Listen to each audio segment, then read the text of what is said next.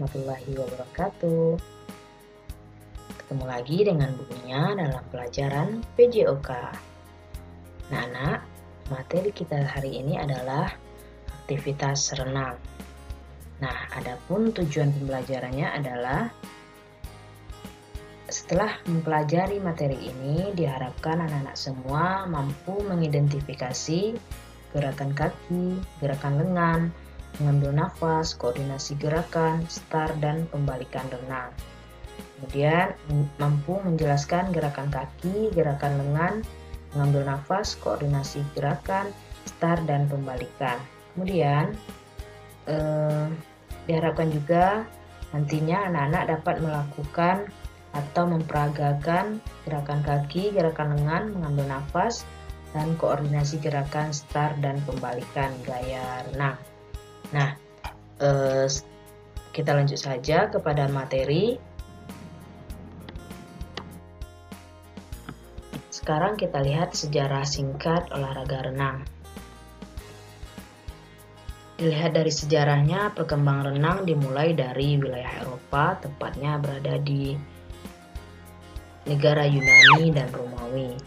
Kedua negara ini menganggap renang merupakan faktor penting dalam latihan keprajuritan. Selain kedua negara ini, Jepang juga mengharuskan seluruh prajuritnya untuk bisa berenang, karena renang menjadi dasar dalam strategi militer dan bertahan hidup. Kemudian, pada tahun 88, renang mulai berkembang di Amerika Serikat. Nah, atlet-atlet yang sangat menonjol dalam kejuaraan renang yang berasal dari Amerika Serikat diantaranya Sidney Cavell, Robert Gerhard, Kip Holt dari klub renang Universitas Yale, dan wanita pertama yang berenang di Selat Inggris yaitu Lewis B. Headland. Kemudian, untuk pertama kalinya olahraga renang diperlombakan pada Olimpiade Athena Yunani, yaitu pada tahun 1896. Kemudian, untuk menampung segala aspirasi mengenai olahraga renang, dibentuklah suatu organisasi yaitu FINA pada tahun 1908.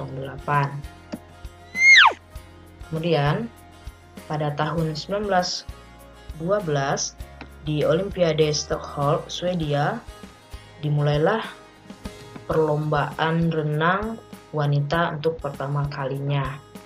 Demikianlah sejarah singkat awal mulanya olahraga renang. Sekarang kita lihat macam-macam gaya yang ada dalam olahraga renang. Yang pertama adalah gaya dada, kemudian yang kedua adalah gaya bebas, gaya kupu-kupu, dan gaya punggung. Nah,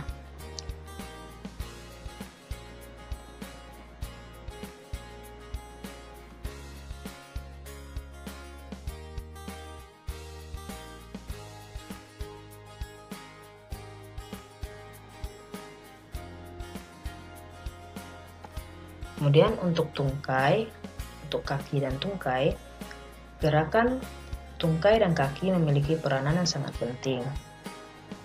Pada saat berenang, gerakan kaki juga berfungsi sebagai pendorong atau penggerak tubuh ke depan. Gerakan kaki renang gaya bebas dilakukan dengan cara yang pertama, gerakan dimulai dari pangkal paha sampai ujung kaki. Saat kaki digerakkan ke bawah harus disertai cambukan dari pergelangan kaki. Saat kaki digerakkan ke atas, gerakan dilakukan secara rileks dan tidak melebihi permukaan air. Lakukan gerakan kaki ke atas dan ke bawah secara bergantian. Kemudian, gerakan kaki harus dilakukan dengan beraturan dan tenang. Saat melakukan gerakan kaki, posisi badan tidak bergoyang. Kemudian yang ketiga, kita lihat gerakan lengan. Gerakan lengan renang gaya bebas ini memiliki fungsi utama sebagai pendorong atau penggerak tubuh ke depan. Gerakan lengan juga berperan sebagai pengatur keseimbangan tubuh. Nah, latihan gerakan lengan renang gaya bebas dapat dilakukan sebagai berikut. Berdiri cangkang dengan membungkukkan badan ke depan sehingga horizontal dengan permukaan air dan posisi kepala masih di atas air. Gerakan lengan dilakukan dengan dua bidang yang sejajar dan membentuk lingkaran di samping badan. Lengan diluruskan di atas permukaan air, kemudian dengan jari-jari rapat secara bergantian. Kemudian yang terakhir adalah teknik bernafas. Nah, pengambilan nafas dapat dilakukan ke arah kanan saja atau kiri saja, atau bisa juga bergantian. Akan tetapi sebaiknya pengambilan nafas dilakukan satu arah demi mengurangi tahanan air. Latihan pengambilan nafas pada renang gaya bebas dapat dilakukan sebagai berikut. Yang pertama, berdiri, pangkang dengan membungkukkan badan di atas permukaan air, masukkan kepala hingga rambut ke dalam air dengan pandangan ke depan. Pernafasan dilakukan dengan memutar kepala ke kanan dan ke kiri sehingga sebagian mulut berada di atas permukaan air. Lakukan latihan pernafasan dengan dikombinasikan dengan gerakan renang. Misalnya memutar kepala ke kiri atau mengambil nafas dilakukan bila tangan kiri berada di belakang samping badan. Nah, pada perlombaan renang gaya bebas, yang pertama dimulai dari teknik start. Di sini bisa kita lihat, nanti juga akan Bunda tampilkan melalui video. Kemudian ada pembalikan. Pembalikan ini ada dua jenis, yaitu pembalikan biasa dan yang kedua pembalikan salto. Kemudian teknik memasuki garis finish. Garis finish, renang boleh hanya menyentuh dinding finish dengan satu tangan, baik tangan kanan atau tangan kiri. Kemudian gaya punggung. Gaya punggung, posisi badan dalam renang gaya punggung adalah telentang melihat ke atas, punggung berada di permukaan air. Gerakan kaki dan tangan sama dengan gaya bebas, tetapi arahnya berlawanan.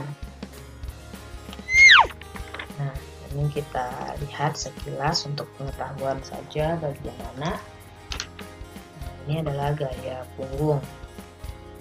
Nanti juga akan ditampilkan dalam bentuk video biar lebih nampak bagaimana perbedaan keempat gaya renang. Kemudian yang terakhir ada gaya kupu-kupu. Nah, gaya kupu-kupu ini disebut juga dengan gaya lumba-lumba.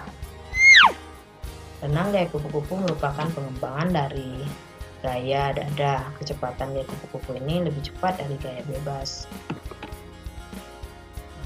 Bisa kita lihat mode atau fase dalam gerakan gaya kupu-kupu. Sekian dari Bunya dan tetap semangat, jaga kesehatan dan patuhi protokol kesehatan. Salam olahraga dan sampai jumpa. Assalamualaikum warahmatullahi wabarakatuh.